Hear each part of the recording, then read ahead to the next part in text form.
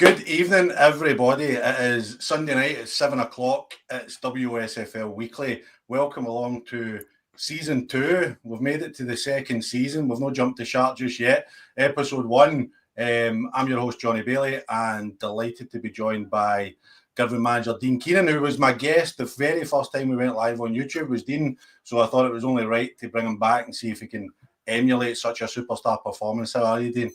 I'm good, Jonny. Good to be back on.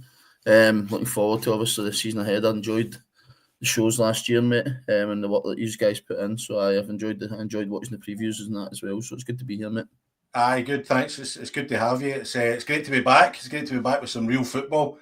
It seems like ages that the summer we moan we want a break, and then as soon as we get one, we want straight back into the football, don't we? So we miss it that much. But it's great that the football's back, and it's great that I can be back with the show every week, bringing you a roundup of all the weekend's games. Remember, if you're watching on YouTube live, then please get in touch. Let us know about your team's performance. Are you happy? Are you panicking? Dino, do you think we should call this Overreaction Sunday? We should make a massive deal about teams getting relegated. Well, not getting relegated because it's impossible, but ruining their promotion chances off the back of one weekend.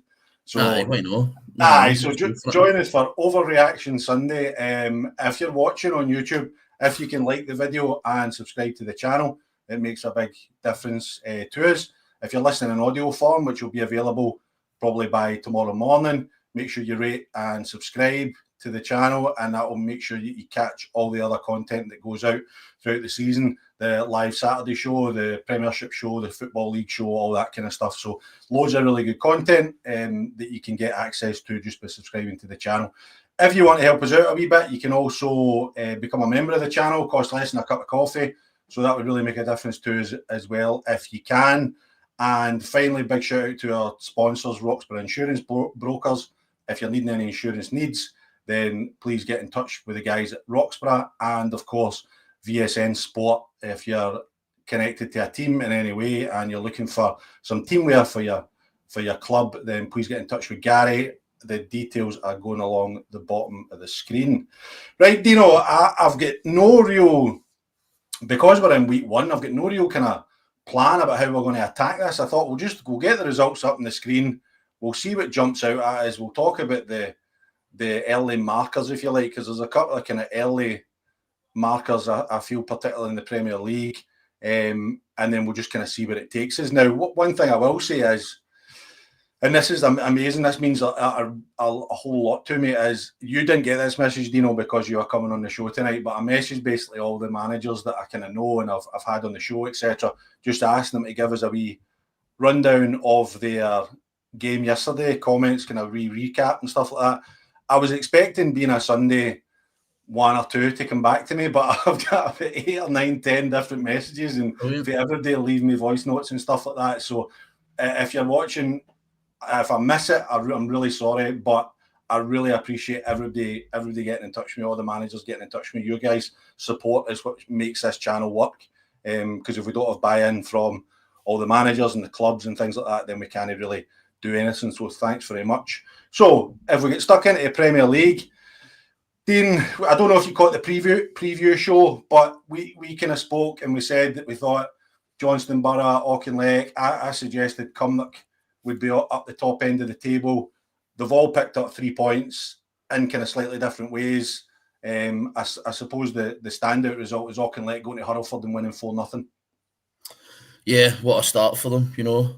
I think in recent years they maybe started a bit slow and then found some incredible form at the turn of the year. So that's a really, really strong win.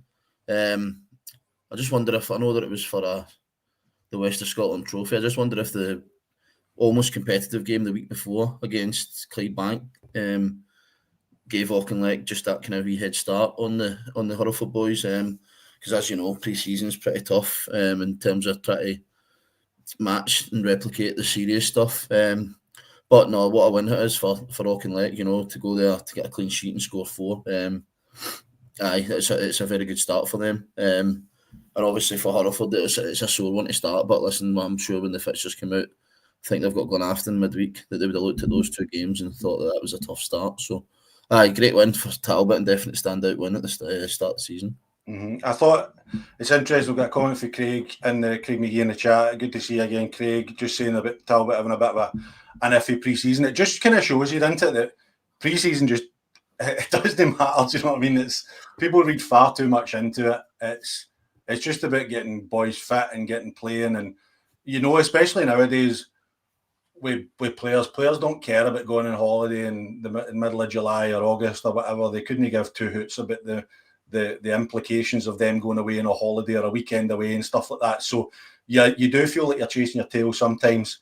And I noticed Talbot, maybe there was a few comments saying that Auchinleck maybe didn't have the best pre-season, but it just shows you that it doesn't really matter until the serious stuff starts. And he's also mentioning there bringing in Luke Main from East Kilbride as well, which will be a big signing for them. I think as well, Willie Muir at the back, I think will make a big difference. Did you play with Willie Ayr? Were you Ayr when Willie was there? No, but I tried to inquire about him when we were at Troon. I think he went back and played with Lanark maybe. I signed. Yep. From Queen's Park. So no, he'll be a good signing. I think they done that well last year. They managed to get the boy Corey Armour that's at Kelty now on loan for Kelly last year. And he was a good goalkeeper as well. But yeah, Luke Main, he'll add a bit of dynamism into the midfield for them in the front areas. I think that's something that Tucker's teams have always had. But he's definitely got great quality, as we've seen in the spell in the rest of Scotland previously. And a lot of people's favourites for the league, probably Johnstone Borough, based off their business in the summer, getting a solid 2-0 win away to Cowan. Probably know again, first game of the season, you don't really know. I mean, I was down at Maybole yesterday and somebody said to me about Larkhall, what they like. I was like, who knows? It's the first game of the season, so you don't really know what you're going into. But going away from home, like Auchinleck did, getting a victory and a clean sheet and getting back up the road is just what it's all about.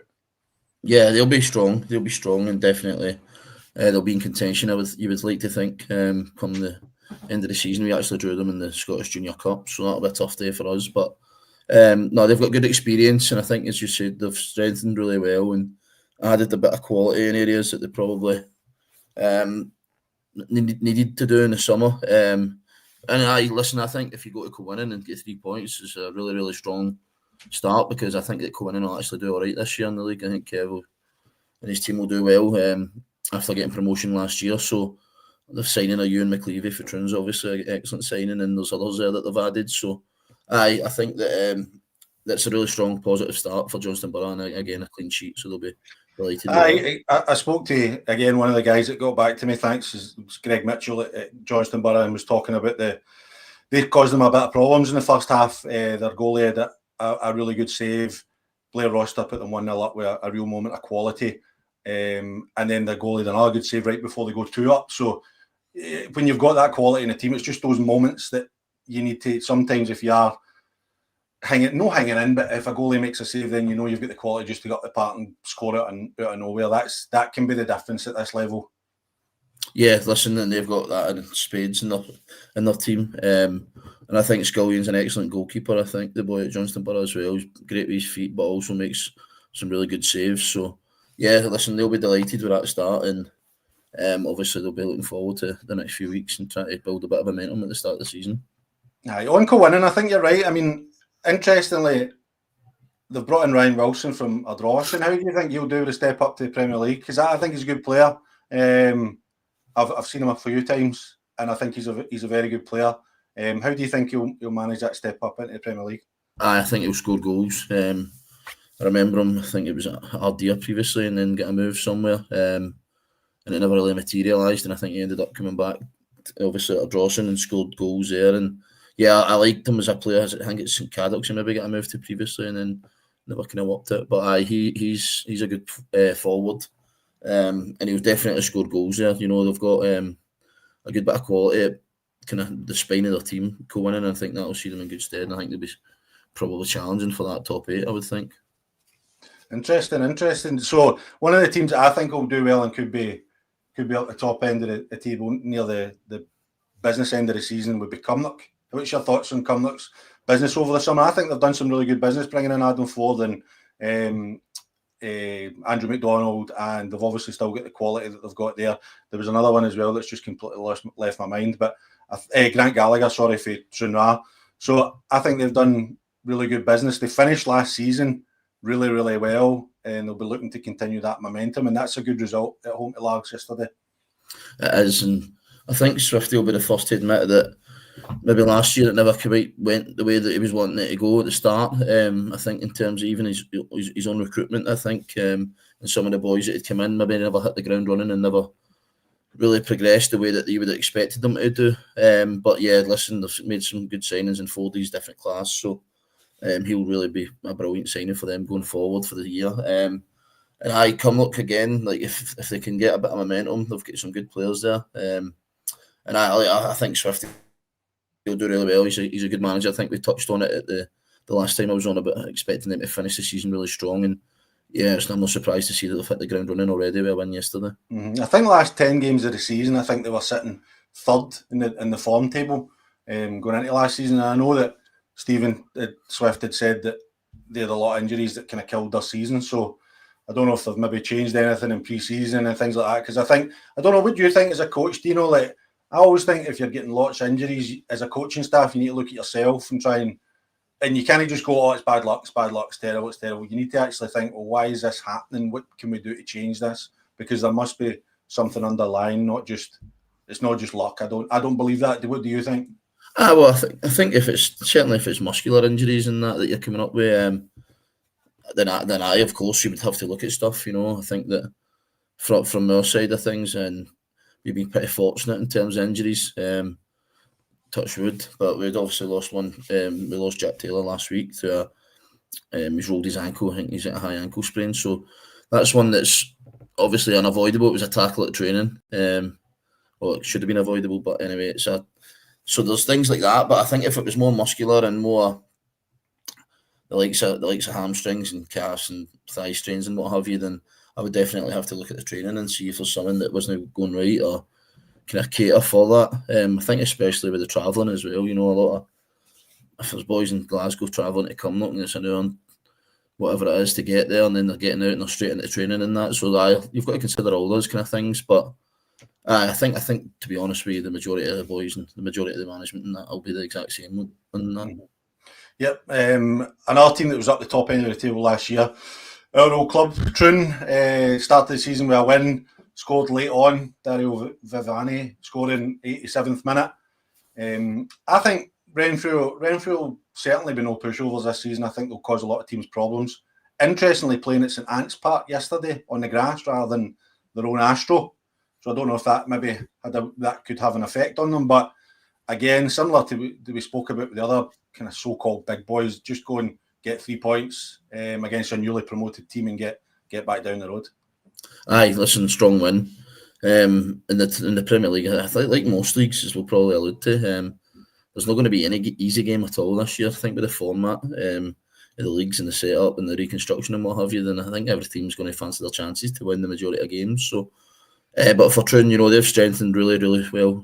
Some great recruitment, brought in some real quality, and I seen the second goal yesterday. It's a ball into the box, and Lewis Lovren gets up and great header as he always does, and then Viviani finishes it really well. It's great to see Dario scoring and really flourishing after a tough spell initially when he came in. So I think he had a really strong campaign last year. So pleased for him to start with a goal and obviously the winner. When I watched Troon against Meadow in pre-season, I was really impressed with Lewis Lovren. Especially his aerial threat. Now he's obviously got a lot more than that. I'm not saying he's just like a big target man that they just boom the ball to, but his spring is unbelievable. How high he gets off the ground. And he's a tall lad anyway, but his spring's incredible. Yeah, he has. He's got an incredible leap. But what he's also got, as you just alluded to, he's got that physicality, that powerfulness, But he's got real quality. Where he gets that from? His dad, maybe. He's got real quality on that left hand side. I think I've seen a few goals that Troon have scored, and a lot of it does come from that side. We played them in a friendly again, and they showed some great quality on that left hand side. His delivery. So yeah, listen, I think he's probably the pick of the bunch so far for the ones that I've seen for Troon. And certainly the boys that I've spoke to, I've just alluded to the quality that he's got as well. So good signing. Yeah, looking at another cut of teams that have kind of interesting pre-seasons. Pollock lost 1-0 at home to Beath. That'll be a big result for Michael Dunlop at Beath getting that first win, and Pollock. What's your thoughts on Pollock's approach to this season in terms of they've brought in a lot of players for the lower divisions? It's going to be difficult it'll take time, be difficult to gel them all together. But I've always said that, and people will be sick hearing me say this in this show about there being diamonds down in the lower leagues. But what's your take on Pollock's approach to the summer? There's obviously been a changing obviously the structure there in terms of the recruitment, and a change obviously the budget. There's obviously been significant cuts there, you would imagine. But they've still got a couple of good experienced players that they've managed to sign in the summer. Some of the players that they've signed that I'm not too familiar with, and some that I am. I think that there must be 18, 19 players or something they've signed. So if you are looking for diamonds, if you sign that number of players, and there's obviously the opportunity for one of the two of them to be good, but I think it's a big ask for more than one or two maybe. But who knows? But in terms of obviously mixed start for Beath, that's a great one. They'll do really well there. I think they've recruited reasonably well. They had a good style of football when they played at Gartcairn. And again, Beath was one of the ones towards the tail end of last year that I was kind of on the outside looking in, wondering where they're kind of heading here. So I think it's a really positive appointment. And listen, they'll be delighted with the start. But Pollock, it could be a long campaign for them in terms of everyone. They've not signed players that have known the level. So there's a lot of players that have never really played at the level. And I know that it's obviously comparable in terms of the quality they've got in that. But for me, I wouldn't be surprised if Pollock in most weeks we're finding it tough, to be honest. I spoke to Josh yesterday, Josh Gardner, who's coach at Pollock, and he was saying that his overall view was that they were disappointed not to get anything from the game. If their final third, there's a bit more quality in the final third, it was even a bit scrappy.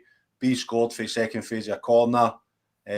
Obviously, this is just the Pollock take, so I've not got the Beath take. So, but he's saying that they didn't massively troubled until they kind of threw caution at the wind to get an equaliser. But he did note at the end there, they go to Auchinleck on Wednesday night, and if you've got a young, new, inexperienced squad, going to Auchinleck coming off the back of a 4-0 win is not.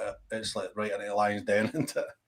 It is, and I think I look at all the Premier League teams and I see a lot of teams obviously targeting that promotion in the top 8 in the licensed clubs and what have you. And it's not a lack of ambition at all. That's not the phrase to use for it, but obviously with the signings that Pollock have made, they don't stand out in terms of what to go and challenge up the top end of that league. I think that there's good players that they've signed. But as you say, Johnny, Auchinleck away on Wednesday is going to be difficult for them, especially given the fact how Talbot started yesterday. Do you remember we went to Auchinleck when I was the Troon manager? I don't really want to talk about it. And we scored early doors. Dean Fulton scored early doors, put us 1-0 up after 20 minutes. I'm thinking, here we go. And I think we could beat 8-1. I think it was 7-1 or something. 9 maybe. No, I don't think it was as many as 9. It was 7 or 8. It didn't reach 9.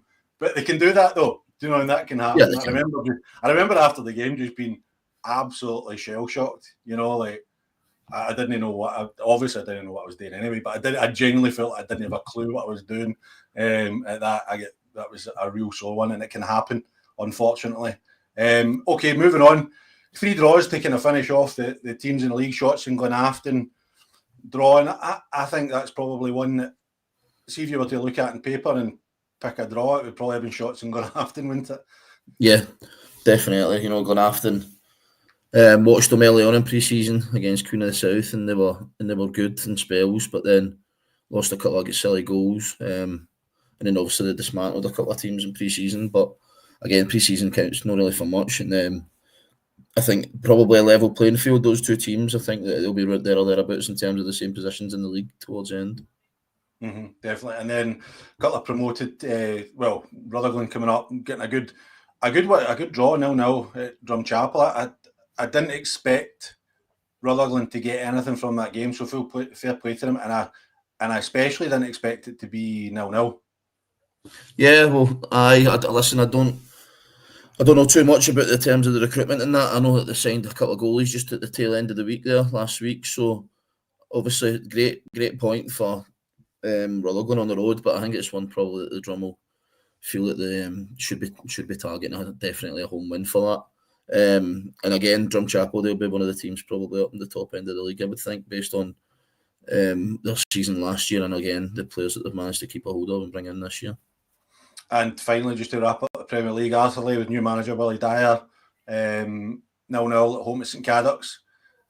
All through the summer, I thought St Cadoc's are going to really struggle, and then they've signed a couple of decent players, and now you're thinking, well, maybe they could be competitive. Maybe they're making a wee push for that top 8 slot. Who knows? But an interesting result. Probably, I probably would have picked Arsenal to win the game on Friday night, but I think St Cadoc's will probably be quite happy with a point and a clean sheet. Aye, listen, I definitely probably a better point for St Cadoc's, but again, Willie in it after the opening game, clean sheet, probably take that as well, gets him a point on the board. But Arthur finished the season brilliantly well last year under Kev, and obviously Willie's took that job now. I think he's took Bobby Barr with him, so they've got good experience, good players, and I think Willie's actually operated at this level pretty recently in terms of Drumchapel, and he's been around clubs and that, so I think they'll do well. Arthur, good home support as well, so yeah, listen, I think that again, that similar to Shotts and Glenafton, I wouldn't be surprised if Arthur and St Cadoc's were kind of run about the same place in the table as well come the end of the season. Mm-hmm. And obviously there's a full midweek card this week, so if you get the chance to get out and watch your team or a team, a West of Scotland Football League team nearby you, get out and watch Johnston Borough play Cumnock. I think that could be a good one to go and watch if you're in the local area. Who do you fancy in that one, Dean? I think if it's Johnston Borough, you'd fancy them at home, I think so. But Cumnock again started well, so you never know. Mm-hmm. And who do you think is going to win the league? Come on, I'll put you in the spot. True. Okay, and give me a surprise package. It's going to get one of the top 8 spots. I think Kilwinning. I think coming up, obviously because of the situation with Broomhill, they've kind of sneaked in the back door, but I think they've taken advantage of that and they've strengthened well, and I think they could be a surprise package and sneak in there, yeah. Brilliant. Thanks, Dino. Okay, moving on to the First Division. Game of the day for me, Dean, don't know about you, Whitlett's 4, Gartcairn 4. Good game for the neutrals. Defensive. It was, maybe not for the officials, given I've seen a couple of videos on Twitter. I think Dak had put a couple up. So I think Gartcairn will probably feel aggrieved, but good resolve for Whitletts. I think they were 4-1 down maybe at one point, or had a deficit and managed to get back. So again, that's one of the ones that Gartcairn, I think they've with Ryan McStay and Darren Bargain in there, and again their recruitment's been excellent in the summer, so they'll be targeting definitely the promotion slots. There's no doubt about that. If not the title. And for Whitletts, they've got a massive squad, so the balance for them is going to be trying to keep players happy and what have you. I think there's a couple went out the door last week. But again, they've got real quality in the front area. Ewan Smith, I was delighted for him to come off the bench and score his first goal for Whitletts. And yeah, listen, they've got forward players that probably could play in the league above in terms of Ali Love and Jordan Boyd and Michael Moffat, if not above again. So they've got strong firepower, and so I'm not surprised that it was a bit of a shootout towards the end. But probably again, let's still feel happy with the point, and Gartcairn after taking the lead and having the lead will feel disappointed. I spoke to both managers this morning, and I think that was the kind of overall feeling. Graham Neal, the Whitletts manager, was saying that they started really slowly. They get punished by top side. You can't afford to. A side like Gartcairn will kill you if you don't start well. But then he's saying there was just some slackness, and then he thought the game at some point had run away from them, but they showed good character, attitude to get back in, and then could maybe have nicked 3 points at the end.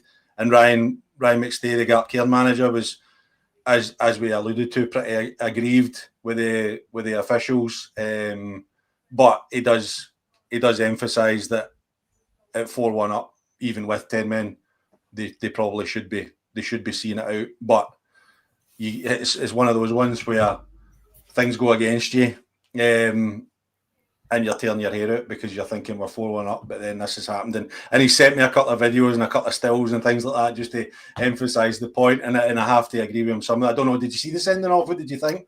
It's not enough foul. It's not enough foul. I think Steve Conroy, a far superior referee to a lot of people like myself, also commented on it that it was not enough foul. So I'm happy to trust Steve's judgment on that. I know, and I think do you know the thing that annoys me sometimes with referees? And I'm not picking it. Well, I'm picking the referees, but I don't care. So it's how quickly you get the red card out. You know what I mean? Take some time, assess the situation. You know, look at it. I don't know. I mean, I don't know. As you said, there's no. See, if there was like even a tangle of legs, you could maybe understand it. You know, but there's nothing. It's just body to body, and it's almost like a brush. You know, it's not a foul at all. No, it's not. And listen, as Ryan said, they'll be disappointed the fact they've not managed to hold the lead. But I know it's such a big decision in the game, you know, and it's one that they should get right. Aye, no, definitely. And then there's another couple of decisions that Ryan was kind of aggrieved with as well. But again, he's been honest enough to say, look, they're 4-1 up, even with 10 men. You've got to see that out. And Craig's just mentioned in the chat there, Jamie Glasgow will be a really good addition to Whitlett's squad as well. He brings that experience and quality. So I think Whitlett's to use an old-fashioned phrase, they're gone for it, aren't they? Well, yeah, they've definitely looks for the outset that they're going for it, but the quality that they've brought in, and the number of players that they've managed to bring in, you know. So listen, there's no doubt about it. There'll be pressure on there as well. With a bigger budget and expectations comes more pressure. So listen, it all depends what the expectations are, especially from the committee and the chairman and things like that. Like what is the expectations? Is it to get in the Premier League? I think if that squad didn't finish in the top 8 of that division, that would be a disaster. But win the league? That's going to be I mean, we all know how hard it is to actually win a league.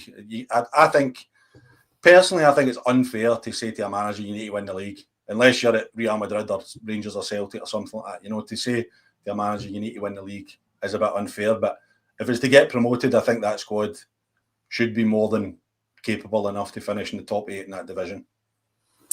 Well, yeah, I totally agree. You know, that's got to be the starting point for them, is top 8, and then progressing through there, and obviously cup runs and what have you as well.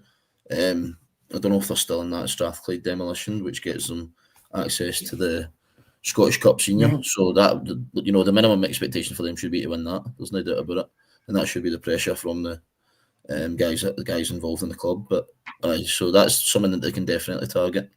I hope they're not in that cup. I don't know if they are. Maybe somebody that's watching can educate me, but I hope they're not. I want rid of that cup, really. Just get everybody in the Junior Cup and let's get rid of that stupid cup, please. Okay, another outstanding result for me, I thought, and again, it shows you that pre-season means absolutely nothing, was Thornleywood going to Darvel and winning 5-2. Now, you played Thornleywood, didn't you, in pre-season? We did, yeah, and Adam's what a brilliant start for them, and that was without Ross Forbes and Stuart Carswell yesterday as well, probably two of the key players. I was delighted for Adam. I know how hard they've worked pre-season, and to get in the quality that they've managed to bring in as well. I think striker that they signed through Vela Clyde was different class against us. He was top notch. Grant Brennan's got great quality, and overall, you know, they looked a real solid. They looked a proper team. That was the one thing that I would take away from them. The good physicality, good speed, but the football was great as well. So it wasn't a surprise for me. I know that they two were missing, and I know that Adam was a bit apprehensive about them being missing, but I think that the group that they've got just took the responsibility on, and I've listened to the Darvel manager's post-match comments as well, and by the sounds of things, the game was pretty in the balance at 3-2, and it could have went either way. So delighted for Adam that they've managed to go on and obviously win the game, and what a positive start that has been for them. And I'm not surprised. You know, Adam's a brilliant football man, a great pal of mine, and I think they'll do really well there. They finished again this season really well last year after they took over, and they'll be targeting top 8. There's no doubt about it. They've got the quality within that side to go and really push on this year. Mm-hmm. I think I agree with you. It's one, they maybe fly a wee bit under the radar. They're maybe not as fashionable as the other teams in the league, to be honest. But again, I spoke to Adam earlier. He left me a voice note, and he was just emphasising how delighted he was with the result, but also the performance as well. And he was saying that he was missing a few, but he was just absolutely delighted to get the win, because Darvel will be one of the favourites for the league as well. You know, to go and win. And they've had a really strong pre-season. They've had a few really good results in pre-season. And then I suppose for Michael Oliver and his team, it's just about picking them up, because, as you say, it's in the balance. But you've lost 5 goals at home in your first game of the season. It's about picking the boys up and making sure that they don't lose, they don't let the heads go down, and they go into Wednesday night, they go to Lanark, a much changed Lanark side. So you would be hoping to pick up 3 points there. Yeah, they'll be looking to bounce back and go and obviously win that game. And yeah, they've got good quality in the side. They've managed to maintain some of the good players that they had last year, and again they've brought in a few good players. The lad that they brought in for Kosai, a really good player, was playing in our league last year. So they'll be fine, Darvel. But obviously for yesterday, it's definitely very much a great day for Adam and his team. Mm-hmm. Yep, another team that will be expecting to be up the top end of the table will be Irvine Meadow. Good 4-2 victory against Muircut, actually coming from behind twice to end up running out what seems on paper to be a fairly comfortable victory. I watched Troon v Irvine Meadow pre-season, and I thought you could tell that Meadow had a lot of new players and they were just getting that cohesion in the squad. But it's a really positive result, because I think Muircut coming up, the way that young team play with no fear, and the way they play football, and they've just, as I said, they've got no fear whatsoever. They'll cause teams problems, so it's a good victory for Irvine Meadow. It is. They've been very, very good in pre-season, Irvine Meadow. Some great results, and they've carried that into the opening day of the season. Jamie's a top manager, a good guy, and a good manager. He'll do well there. I'm not surprised at that at all. I think when they came in initially last year, they had a good reaction, and they managed to get a run of results together, and then it kind of tailed off a wee bit again. But I think the team that he's got this year will resemble a wee bit more the team that he obviously sees himself being, because he's managed to recruit well. And I think Caddison is assistant manager. You know, that's a great balance as well that they've got there. So I think that they'll do really, really well. They'll progress well through this year, and you wouldn't want to pick them up in any of the cups or that either. I wouldn't think. No, they could probably spring a couple of shocks. And I think I said it on the previous show. I think convincing Jojo Gillespie to give up an opportunity to play in the Premier League, to stay in the first division, wherever Meadow could turn out to be a bit of masterstroke. I think he's a right good player. I really think he's got a lot of talent. I spoke to Ross Cusick, the Muircut manager, and he was saying that he was disappointed that he came away with nothing. Obviously going in front twice, he said they missed a couple of opportunities. They went with a game plan, carried it out well. Some basic defensive errors cost them in the end. I seen the goals, and there were a couple of defensive errors that kind of cost them. But he says Irvine Meadow made changes that created problems for us and got over the line. So I think Muircut making that step up to the first division, I think they'll be fine. They'll be fine, definitely. Especially, I think they signed Sean Fraser, if I'm right. Pollock and what have you previously. I could be wrong with that, but if I'm no, then Sean will be a brilliant signing for wherever he went. But I'm sure that it was Muircut. So they'll be fine. They've got that young side, as you say, Johnny, that have been together now a couple of years, and they were obviously super successful last year. So they'll be fine in the league this year. They'll get plenty of wins. Mm-hmm. Yep. St Roch's beat Vale Clyde 2-1. St Roch's another team that were up the top end of the table. Maybe, I don't know, it's maybe unfair that I felt they kind of punched above their weight last season, but I spoke to a few people that actually said they fancied them to challenge for the league at the top end of the I spoke to someone yesterday and they said that as well, that they fancy St Roch's for the league. Listen, I don't know again about too much of the recruitment. I think they signed Don McLaren, that was at Drumchapel, centre half, who's really super aggressive. He'll do well in there. But listen, it's a home win to start, and the Vale, they were good last year. They finished the season really well, and obviously they've lost the striker that went to Thornleywood, but I think they'd signed Savarese for Irvine Vicks, who was a really top player as well. So I think the Vale will be fine. They'll pick up plenty of wins, especially at home. But a good solid start for St Roch's and in terms of the league. Again, I spoke to John Hughes. He was just saying that he didn't feel there was much in the game at all. Nothing in the game really. Scored, but then conceded. almost straight away, from scoring. It's always it's one of the oldest cliches in football, isn't it? When you're at your weakest, when you've just scored a goal, and it seems to come back and bite you so many times. And then St Roch's went in front, went to a back five to see out the game. They had a couple of chances. Draw might have been a fair result, but loads of positives. And they play Irvine Meadow, Clive play Irvine Meadow on Wednesday night, so they'll be looking to bounce back as well. That'd be a good game for them. A team we've no spoke about yet this season, probably Neilston, coming up from the second division. I think that's a really, really good result for them beating Rob Roy. I fancied Rob Roy to be challenging or I still do probably fancy them to be challenging for those top eight, that top eight position. So for Neilston to take care of them 4-2 at home is a really strong result for Neilston. Aye, they'll be delighted with that again, scoring 4 goals at home and winning. I think they'd signed a striker for the lower leagues as well in the summer. I don't know if Saltcoats maybe they'd signed a striker from. So I don't know if he was in amongst the goals yesterday, but that's a good solid win at home. And Rob Roy, I think they didn't have the greatest campaign last year, and Gibby will be hoping to put things right there this year. I think Troon were up there for a friendly last week and won resoundingly, but they're obviously going through that change. I think they're in the stadium now, so that's good for them. But they'll be disappointed with obviously conceding 4 on the road yesterday at Neilston. Yeah, and just taking a wrap up the first division, Ardrossan lose to Kilbirnie 1-0. It's a good result for Kilbirnie. Benburb 4-3 Petershill, and Cumbernauld 2 Lanark 0. Then stand out to you there, do you know? Good win for Kilbirnie. I think that Spenny was on holiday, so maybe that's how they got the win in the clean sheet. I think when I was taking charge, maybe Willie.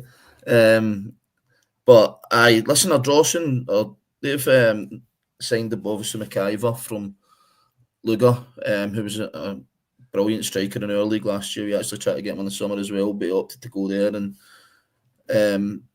I think they've got a good kind of solid base to their team, a good experience with Cairns and Finlay Fry and Monty and that. So that'll be a disappointing one for Gav, because I think they'd have targeted 3 points for there. Kilbirnie, I've spoke to Spenny a few times. I think he's still desperate to get a couple of players in, so he'll be really pleased with the clean sheet and a win on the road to start the campaign. Mm-hmm.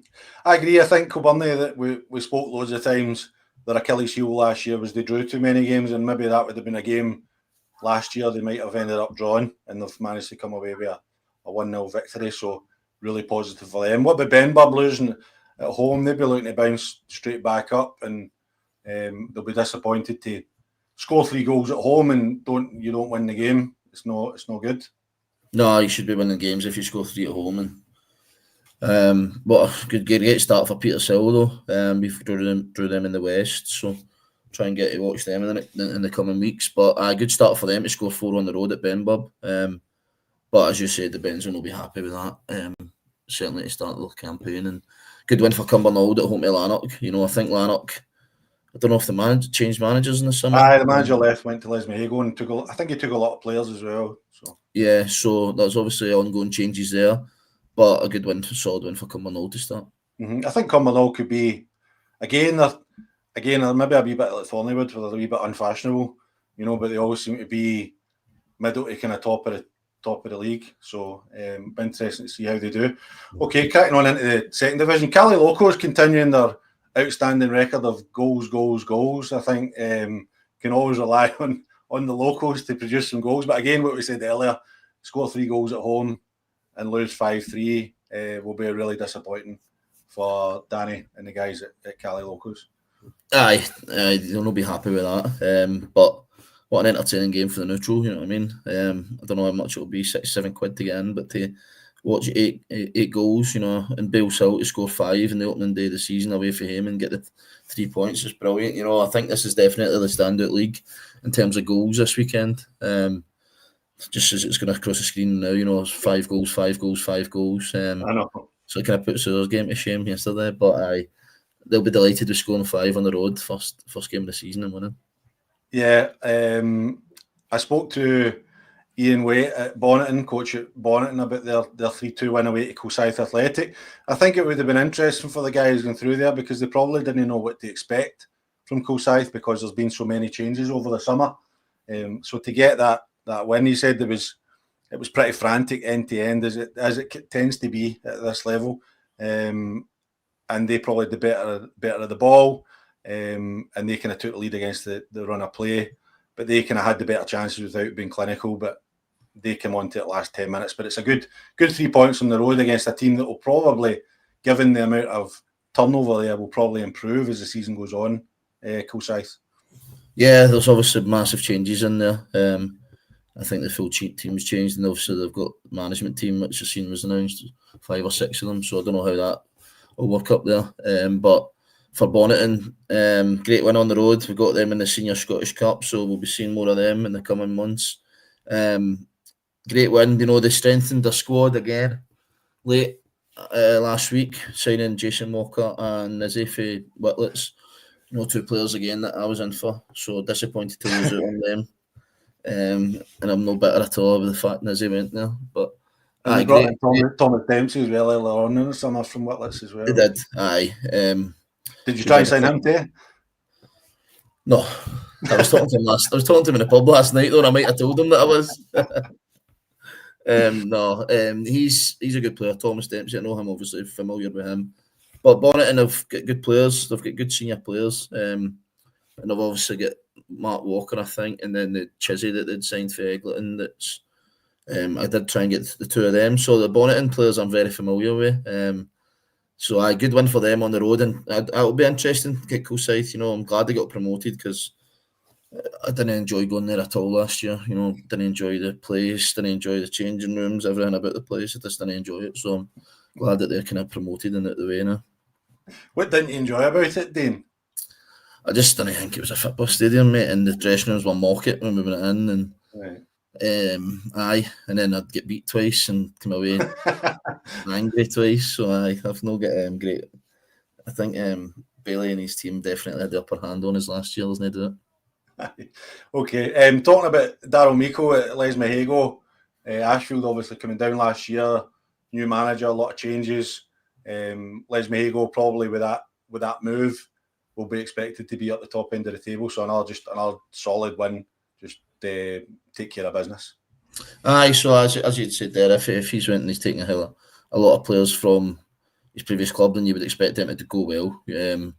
Just on Ashfield, I think they'd announced that Big Maxie had taken no well through the week, so just a wee nod to Maxie and hope that he's feeling a lot better and on the mend. Just on that, when I seen their name there, I just reminded myself of that. So I wish him all the best, mate.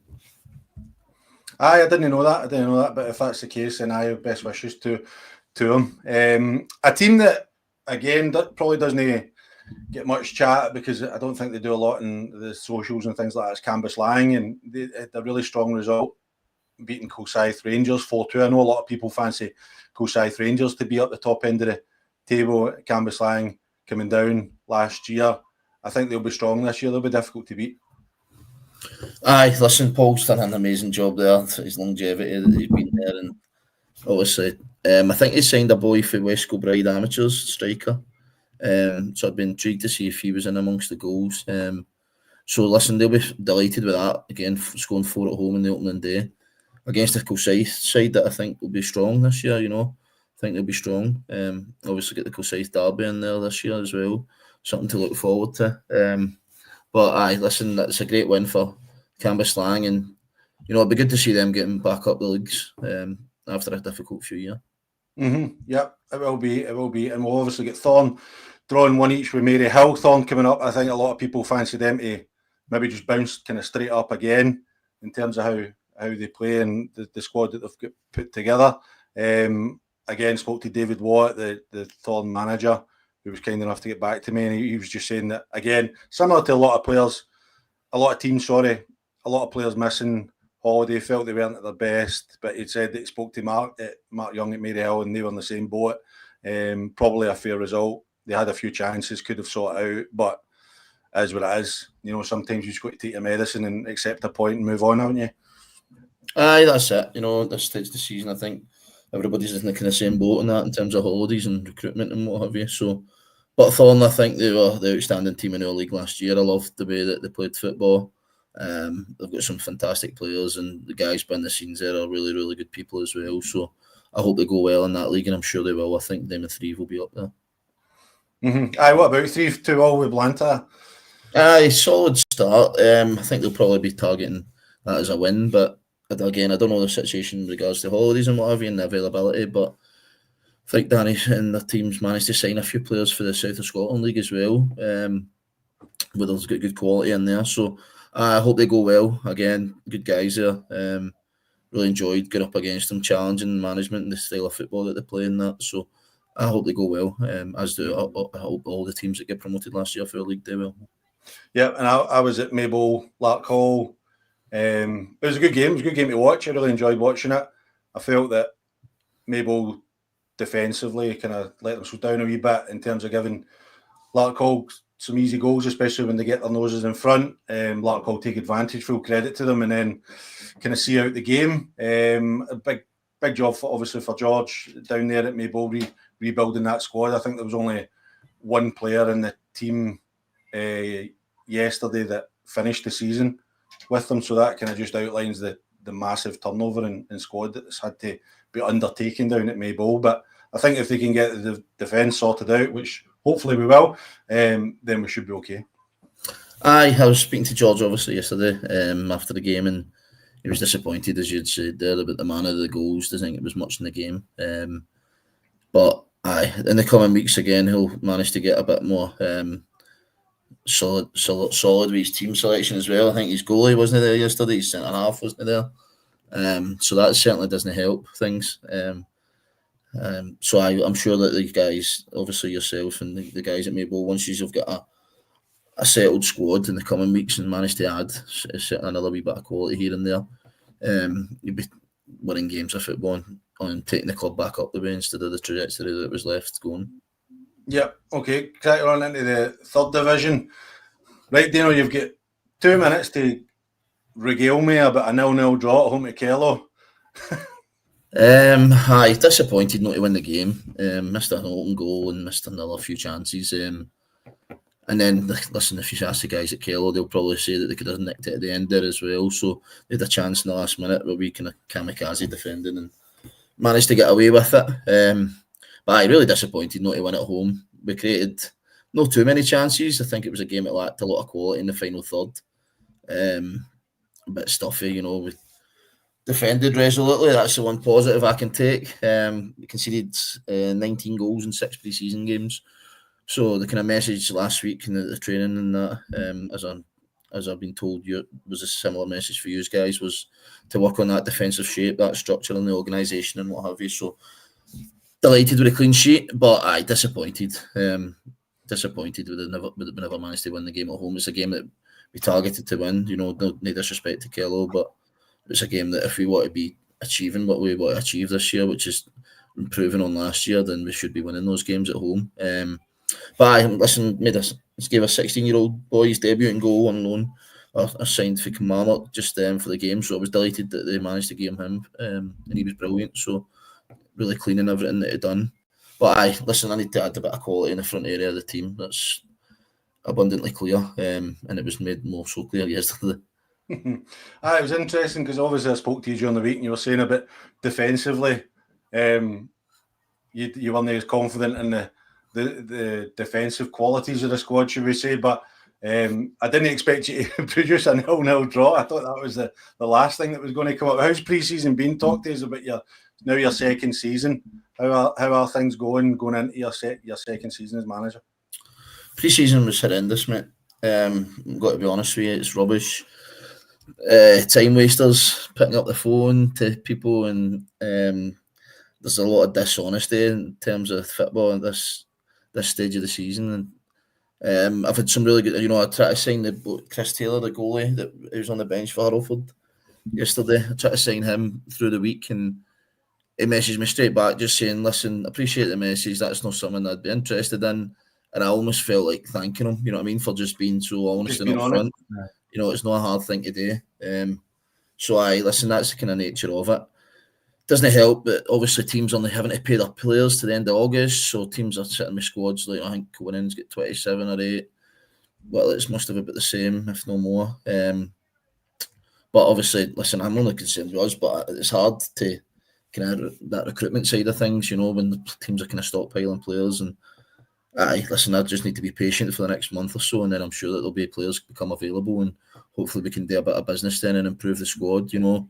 In terms of defence, so we're finding that kind of area. We've defended a wee bit better and just need to add a bit of quality in the final third. So that's what I'm hoping to do in the coming weeks. But pre-season, coming into this year, it's a different, obviously, pre-season. Last year I took the job really late in the summer, and that kind of excitement of trying to phone players and trying to recruit players was all very good and all very new. Do you know what I mean? But this year, I'm not going to lie, it was a tough thing to do. And, you know, I spoke to other managers and they think the same. So, just honest opinion, it's no very good thing to go through. But ultimately, I'm glad now that it's almost done and I've got an almost settled squad.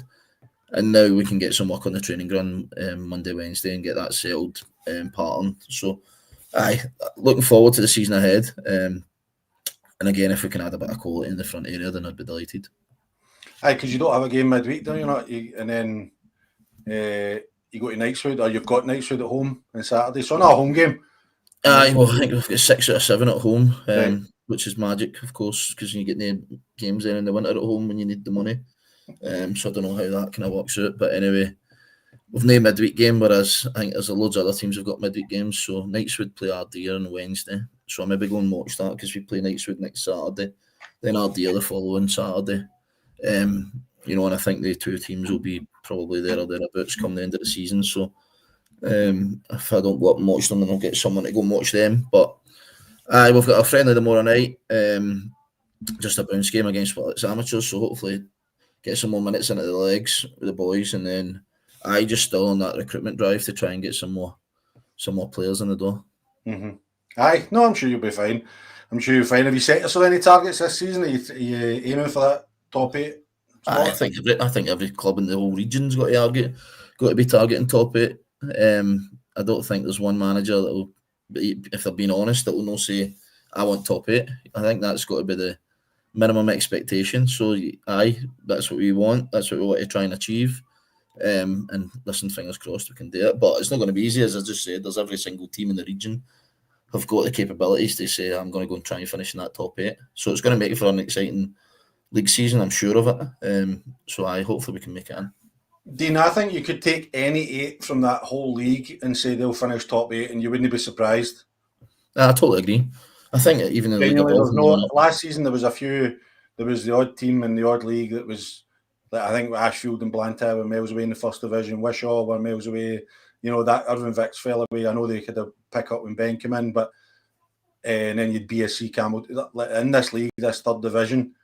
It's so even from my view. I can't see. I think it'll be really, really tight. I do. I think also it'll be tight, and you know that's how it's important to try and maximise your points when you're at home, which is disappointing for us yesterday. But listen, I think every single team in the league will think that they've got a chance of getting promoted. So it'll be an entertaining league. Hopefully, no many more nil-nils.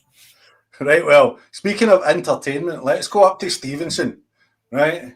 And let's talk about Glasgow United starting the game with 10 men because Effie Ambrose is on his way and he's going to be late. What is going on? So when I seen that, Johnny, I thought, surely they've not just got 11 players, you know? I thought that must have been the case, that they've only got 11 players. But they had 5 or 6 subs as well. I'm not going to speak on the behalf of Shug, and neither would I want to tread across Shug, so I'll deal with that. It's just saying it's just bizarre, you know, it's absolutely bizarre.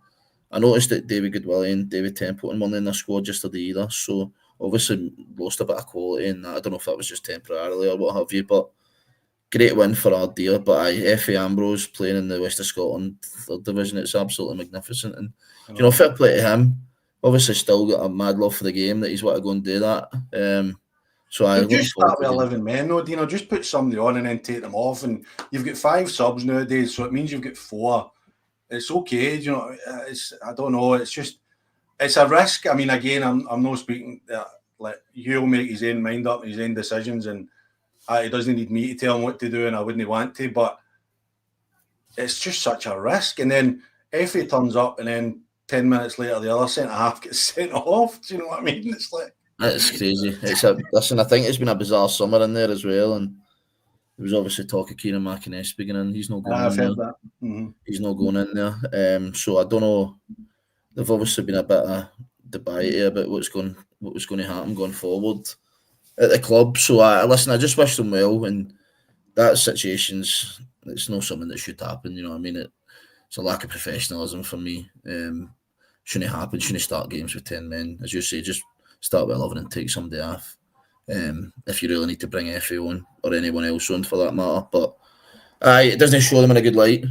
But in terms of the result, Ardee will be delighted.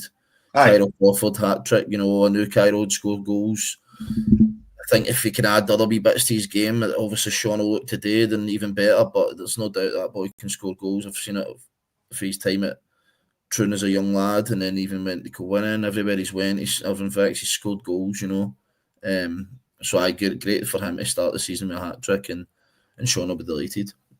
Cairo's he's one of the very few natural goal scorers it's about nowadays. It's no, he doesn't have to think about putting the ball in the net, and that's a gift. He just does it. He doesn't. To be fair, if I had to think about it, I think he might be struggling. But he doesn't have to think about putting the ball in the net. And he's very good at it. But as you say, it's just maybe the other things that you're looking for a striker, particularly at this level. There's a lot of kind of ugly stuff and things like that you need to do at this level. I spoke to Sean earlier about the game, and he was just saying he was a bit kind of like when Glasgow United started with 10. He said obviously they were trying to slow the game down and try to kill it so that they could waste a bit of time early on to get to let Effie arrive, and then but he said he was really pleased with the result and the performance, and again it's a team that will probably be expecting to be up there, so to win 3-1 at home is a positive start for them. And then moving on to another two teams that I think will probably be up the top end of the table. Knightswood losing 2-0 at home to Craigmark. I've seen a few people saying that was a surprise. I wouldn't put it in the surprise category, Dean. I would say it's a interesting result, but I think you look at Craigmark's squad on paper and the investment that they've made. I said in the preview show, I think they would be expecting to be up the top end of the table. Aye, I don't disagree. Dylan O'Kane, scored both goals yesterday. He's a smashing young player. They'll be delighted with the win, obviously, going up there. And it's not so much a shock and a surprise. I agree with you. Ultimately, there was two divisions between the teams last year, so it shouldn't be such a big surprise. And Knightswood will do well, there's no doubt about that. I think Darren Miller was missing yesterday for them, so I think that's a big blow if Darren's not there. And I think there was Kenny maybe struggling with an injury and managed to play through. So I think maybe, again, this time of year, I think teams will not take another few weeks yet, Johnny, I think, for it kind of settled down in terms of holidays and what have you. But a great win for Craigmark on the road, and they've got good forwards as well. Jordan Banks, Jordan Ryan that they've managed to sign. Ross McRae, Andy Strachan, good experienced players that have been around the block. So they'll no doubt look to bounce back from what was a poor campaign last year. Mm-hmm. I spoke to Michael Pender earlier, and he was kind of giving it to the officials a wee bit, and he sent me a couple of highlights and a couple of clips, and there was one that the boy was basically clean through and he's getting pulled down, and it probably should have been a penalty and then probably a red card as well. But I think he was really frustrated with the referee, and he felt the kind of refereeing decisions, particularly the big decisions, went against them on the day. And unfortunately that can just happen. He says the Craigmark goal was offside. Ref told him he was being ridiculous, but then he sent him the clip just to prove it. But it's just like, I think referees, it's so difficult. You've got no linesman. I don't know about you, Dean, but I tell our players, don't even try unless it's blatantly obvious that it's offside. Don't even try it. I mean, we lost a goal yesterday because we tried it. One of our centre halves tried to play offside, and unless it's blatantly obvious, don't even try it, because it's a 50-50 gamble whether the referee's actually going to give it or not. And that's not me having a go at the referees, because if it was me, you don't know. they're guessing most of the time, and I don't mean that in a disparaging way, but they're basically just in a blink of an eye, they're having to make a decision. Do I give it or do I no? And I don't know about you, but as a centre half, I wouldn't want to take that risk. Nah, never. And we had a few yesterday. Again, there's going to be like that every single game. So one thing with the referees that I never ever complain about is the offsides, because it's hard for them, unless it's ridiculous and there's miles offside. But there's no many. Even I remember there was one last year. We were at Greenock away, and the referee never gave offside against the Greenock boy, and I'm telling you, he was 5 yards offside. In my head, what I seen with my two eyes, and then they said I watched the clip after it, and it wasn't offside. You know what I mean? So it just shows you how hard that is. I never complain about offsides. You get them, you don't get them. But if there's other decisions, then obviously they'll feel aggrieved. But listen, I'm no one for blaming officials for anything. I think just take care of what you can take care of, control your incontrollables, and obviously, as Ryan, it's just hard. See, when it has an effect, it's when it has an effect on it, like a direct effect on the game. That's when you can understand like fouls or free kicks or offsides or whatever. But see, when it's cost you effectively a game, that's when frustration can boil over sometimes. I just don't expect them to get the majority. I know. Right. Listen, I always say to George all the time, I was like, George, look at the standard of refereeing in the SPL. What chance have we got? Do you know what I mean? Just remember that. It's true. I think refereeing's get worse. These guys are getting paid £800, £900 a game, and they can't get things right. So, what chance is the 7th, 8th, 9th tier of Scottish football got, to be honest? And we're lucky to have them, probably, because the way that football's going, we might not have them. But you're right, Knightswood will be fine. Well, maybe because maybe start with 2 defeats on the bounce when they come down to Girvan on Saturday, do you know? Well, 3 hopefully, if they play Ardee on Wednesday as well. That'll be a cracker on Wednesday. That'll be a good game. That'll be a really good game. If I was, we play Bonnet at home. If I wasn't at that, I would definitely be Ardee versus Knightswood. That'll be a cracker. It will. Just jumping about the third division, I'll try and cover the guys that got in touch with me and gave me some information. By the way, I'm always looking for other managers. If you're a manager and you're watching and you want to get involved and give me some updates so I can talk about your team a bit more, because we do get a bit of stick sometimes if we don't talk about certain teams. But if you're wanting to get in touch with me, you can find me on my Twitter handles are on the screen here if you want to get in touch. More than happy. Spoke to Martin Montgomery, St Anthony's manager. He says he felt they were by far the better team in the first half, created 3 or 4 chances, but Easterhouse got their spell and capitalised on some slack defending. Again, there's a theme coming up here, Dino. Again, scored a goal that was given offside that shouldn't have. And then he was just saying that they're probably a wee bit behind in terms of fitness-wise, and he feels that they'll come good over the course of the season. They were missing a couple of experienced players, Big Anson and Wright, to come back into the squad that will help them in the next few weeks. Aye, listen, my younger brother's at Easterhouse. He's in the coaching team there, and I spoke to their manager, Andrew Suter, just briefly via messages earlier. So he said he'd come on the show for you another time as well, mate. But he said to me, just said that Easterhouse, we said they were only great first half, but scored at a good time, and then we were much better second half. So it kind of ties in with what you just said there. Easterhouse that I watched, I've seen a wee bit of them, obviously, with my younger brother being there, and I think they finished well again last year. And I'm going to risk repeating myself. They'll be targeting top 8. Everyone will be targeting top 8. But St Anthony's, after a disappointing season, that was my local team back up the road. So hopefully they pick up and they can turn that around a wee bit, because I know obviously the amount of people there and McKenna and all the work that they've put in at the club. So I'd like to see them do well. Aye, and talking about other teams running about the league, we're just going to bounce about Dalry. Beat Port Glasgow 4-3. I think that's a really strong result for Dalry. I thought they would be up there. I did pick them to go into the top 8. I also picked Port Glasgow to go top 8, but it's a really good result for Dalry. Yoker with our new management team and young squad, 6-2 away to Fanart. I think Fanart's in a bit of bother from what I'm hearing. Glasgow Persia getting beat 5-1 off Glenvale, and Luger losing 4-2 to Glasgow. Uni, anything stick out for you there, Dean? Just the Uni. Went under the radar. I don't think they've been mentioned in any of the stuff that I've certainly heard. But for me, they'll be top. They'll be favourites for the league, Glasgow Uni. I think they've got such a good squad. They've managed to keep the majority of the players there for last year. They've added quality in terms of they signed Antonio Cisse from us, who's a top player. So I think the Uni's a team to beat. I think if you finish above them, you win the league, to be honest. So no surprise that they won yesterday. And Luga, they're obviously going to take a wee while to gel with Stuart going in and that big turnover of players, but I've no doubt that they'll turn that around from what they've inherited.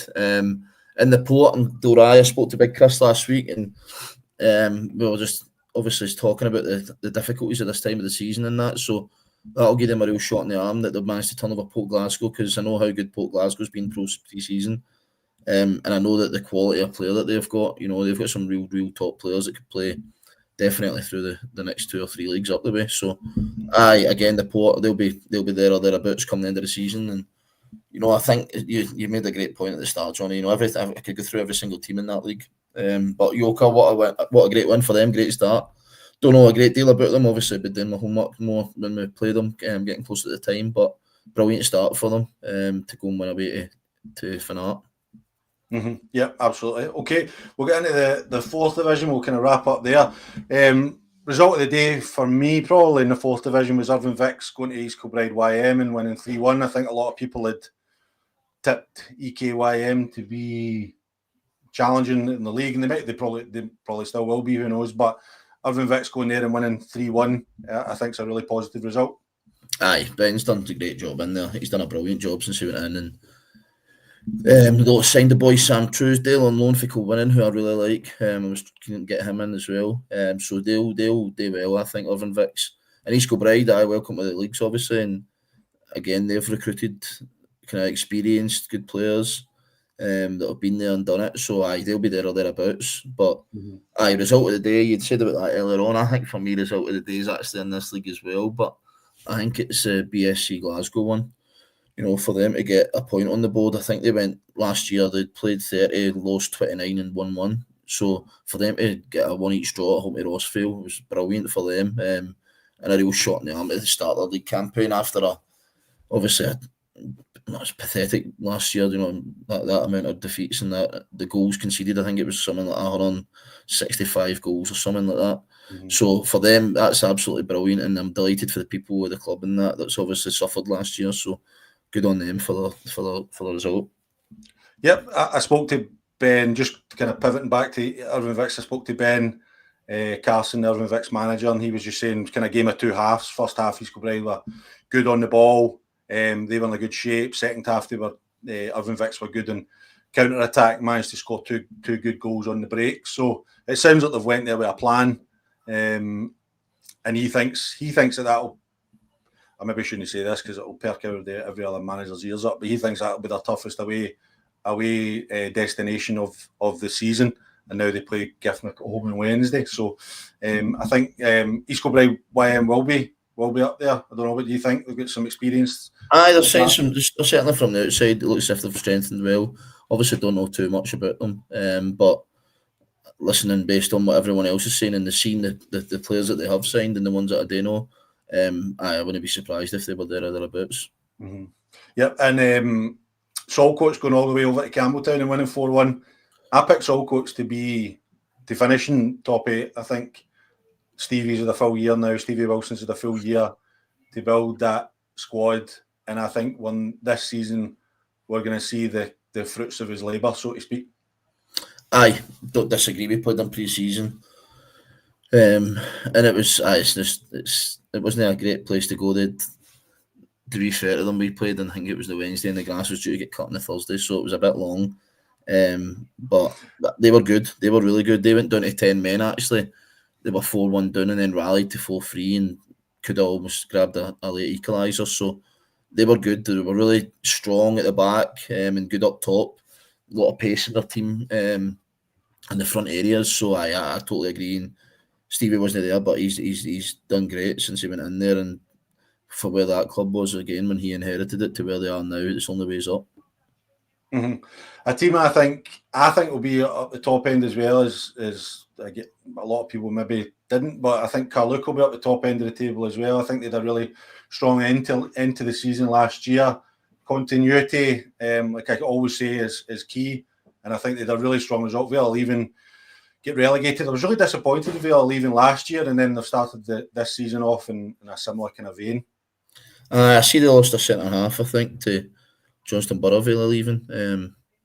And I think that for me, again, playing them last year, they had some good players. I didn't think they should have been in the position that they were in last year in terms of obviously managing to get relegated towards the end. But what an amazing playing surface it was up there too. But I can look away up at is it still up at the top of the high school, up the top end? So, that's in the wind tunnel. That's no ideal up there either. Tornado, it's horrific. It's not great, but they've started well. And is it Stuart Devine that's still there at Carluke? Mm-hmm. Thomas Devine. Thomas Devine. So again, finished the season well, and they'll be looking to kick on from there. But what a good start, 4-1 at home to Villa leaving. Mm-hmm. Yeah, definitely. And another team, West Park, beating St Peters 4-0. I was a bit surprised at that. I expected St Peters to be. I don't know anything about the game. I did message Kenny, but he never come back to me with Kenny Henderson, the St Peters manager, with an update. But it's a really strong result for West Park. Again, another team that I think will be at the top end of the table. Kenny didn't miss his team in the. I just said it on Twitter earlier. They'd done a kind of paragraph about the game. It was kind of hard hitting. Maybe that's why maybe he was still raging. He didn't want to say it. Maybe he was still raging. But I read it and I thought, geez, he's not missed anyone there. But that just shows you standards that he wants to set. Done that myself pre-season. Do you know what? You need a wee bit more of that sometimes, though. Like I think there's almost a reluctance to kind of hold people to account sometimes, and I think can be various reasons for it. Especially see if you're at a club like in the lower levels that maybe doesn't pay money and stuff like that. There's always that fear that if you give a player a hard time, especially if he's a good player, he just says, "Right, I'm not coming back," and you don't really have much recourse. Whereas if you're in the top league where you're paying boys X £100 a week, you can be a bit more demanding because you've got that almost like a hold over them. But at the lower levels, you don't tend to have that. Boys can, and you know what happens nowadays? Boys just up and leave and they say, "I'm not coming back. I'm not enjoying it." You know what I mean? That old chestnut. When you've gave them a hard time. So for me, it's good to see if you get stuck into a player because sometimes they need it.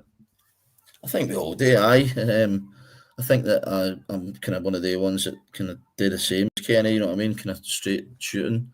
But I think it's just better, just honesty with players. I don't sugarcoat anything, but I'm the first to give them a bit of praise when they deserve it as well. So I think it's got to work both ways. But then there is also, there's players that you can't shout at, and you've got to learn that. And it's been tough for me to kind of learn that. That's been the challenging thing. But I'm getting a bit better. Maybe my players will disagree with me, but I think I'm getting a wee bit better. I don't know. We'll see. Right. Anything else pop out? I think there's only a couple of games we've not touched on. Giffnock and Royal Albert drew one each. New Mains drew 0-0 with Eglinton. Maybe Eglinton would have been expecting points out of that one, but anything jump out for those two? Just for Eglinton, obviously Kevin's put it in there. Kevin Dean's went in there, and he's going in late in the summer, so he's kind of got that same thing that I had last year when you get in late in the summer that it's hard to get recruitment because everybody's already signed up or agreed to get in at places. So I think he lost his centre half to Handbank as well. Big Stuart is a good player, so he'll be probably happy with a point, I would say, in a clean sheet. But they've got some good players in their squad as well. They've got a brilliant goalie in Ross Lundy, who could play Premier League if he was still wanting to play. So they'll be disappointed maybe that they've not won, but again, I don't think. I actually think Kevin will be no too disappointed with that. The fact that he's managed to get a point on the board and away from home.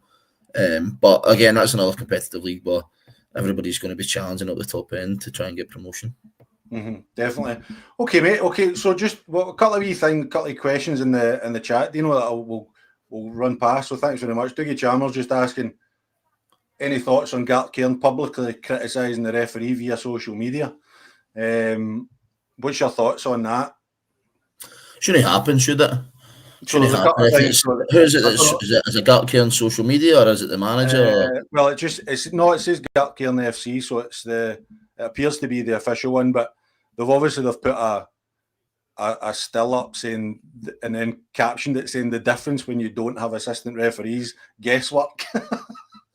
I don't think that's fair, to be honest. You know, I think that there's ways that you can circulate the footage, and there's ways that you can communicate that you're not too happy about the decision, but to come out and do it if it's via the public, the channel, the club's channel, and almost question like what more can the guy in the middle do? You know what I mean? Is it a nod to the official to say?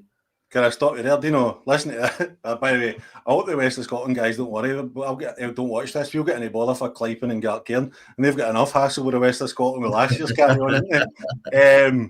Finishes 4-4. What a game! Very poor second half after going down to 10 men. Man of the match, the Ayrshire ref. That's ridiculous. That's how petty. Do you know what I mean? How petty do you need I don't to be? think that you're right. The official social media. Somebody needs to have a word with the official social media guy. Aye, and I don't think the manager will be too pleased with that either. You know, Ryan will be, because it brings a bit of unprofessionalism, and that's not something that these guys, Darren Barr and Ryan, are all about. You know what I mean? And they'll. I don't think they'll be too pleased with that. Again, there's a tongue in cheek and there's a bit of fun and a bit of banter, but I think there's a line, and I think definitely that oversteps it. Aye, I mean, you don't. I think if you can have, see, the thing is, see if you can have communication with the referee, and he can communicate with you. Like, we had an instance yesterday where there was a foul on the edge of the box, and we thought it could have been a red card because we thought our boy was clean through. And the physio went, well, not the physio, the coach. We don't have a physio, but one of the coaches went on and asked the referee, and the referee explained. He said, "Look, the ball was in the air. He didn't have control of the ball. He was going away for goal. Blah blah blah." And you're like, right, fair dues. Do you know what I mean? That I might not agree with you, but you're telling me what you've seen, so fair enough, you know. And I suppose it's about that communication, you know. Sometimes that's missing. So, but maybe they need to have a wee word with a social media guy and get him to maybe rein it in just a wee bit, just a wee bit.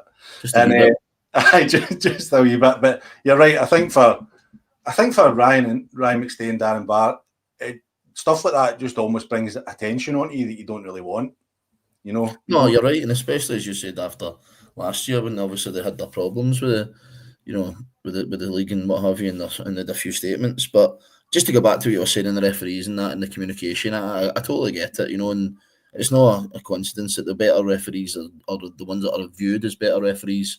They open up that line of communication to players, to, you know, at the end of the day, they're in there as managers, they're managing the game themselves. So I know there's a lot of young boys coming through and they're learning and they're getting, you know, the referee yesterday, was he flawless? No, but he's just had a real calm manner about himself, you know, and got most of the decisions right. I think that's all you can kind of ask for, and never jumped into anything. Even though one of our coaches got booked, Scott Taylor, I'll name him, actually got booked for dissent and shouting at the official, you know. He just came over, and so that's a good bit of money in the pot for the end of season golf trip. Perfect. And finally, just Craig McGee's just saying it doesn't seem to be as much money going about this summer on transfer wages. Hopefully starts to get back to a sustainable level. I don't think we've seen as much money in terms of transfers, but I think the wages are still up there at the minute. I think Craig's miles off it. I think there's more money than ever going about on wages, to be honest. And by the way, and I'm not throwing shade at them, good on the clubs if they can afford to do it. And obviously the top end, they want to go and show a bit of ambition to try and get into the Lowland League. So I wouldn't be surprised if managers, chairmen, committees were pushing out the boat more than ever to try and get promoted, or trying to get promoted through whatever league it is this year. I certainly know that in the top leagues that there's definitely inflated budgets going forward for. And I think that, listen, I'm all good for it. If the clubs can do it and it's affordable and it's sustainable, then absolutely batter in, because then it attracts better players, and then the more better players that play in the West Scotland Football League, the better the standard becomes. So I'm all for it, but I don't agree that there doesn't seem to be as much money we're going to bet. No, I think some of the figures that I've heard being involved in it is eye-watering. Particularly, I just, every time I hear it, I think I played in the wrong era. You know, I maybe wouldn't have got that kind of money, but at least if I got half it, I'd have been all right. Okay, listen, Dean, thanks very much for your time. We really appreciate you coming and joining us as ever. No, I enjoyed it, Jonny. Thanks for having me on, and I'll be tuning in, mate, when I get back to the pub on a Sunday. Good, mate. Good, and good luck with the rest of the season. Thanks. I hope it all goes well. So, as always, massive entertainment in the West of Scotland Football League. Across the 40 games this Saturday, the average goals per game was 3.9 goals per game, probably made up primarily by the second division. And Dean, without your lot helping us one little bit. But it would have been 4 if you could have got your finger out and signed Ewan Smith or Ryan Nisbet, then you would have got a couple of goals. But listen, everybody that's watched, I really appreciate you tuning in and interacting with us. Remember, if you're watching the video, if you're rewatching it, please hit the like button and the subscribe button on YouTube. And if you're listening to us in audio form, please rate and review on all good podcast networks. Okay, so I've been Jonny Baillie. He's been Dean Keenan. Until next Sunday at 7 p.m, take care of yourselves and each other. Cheers.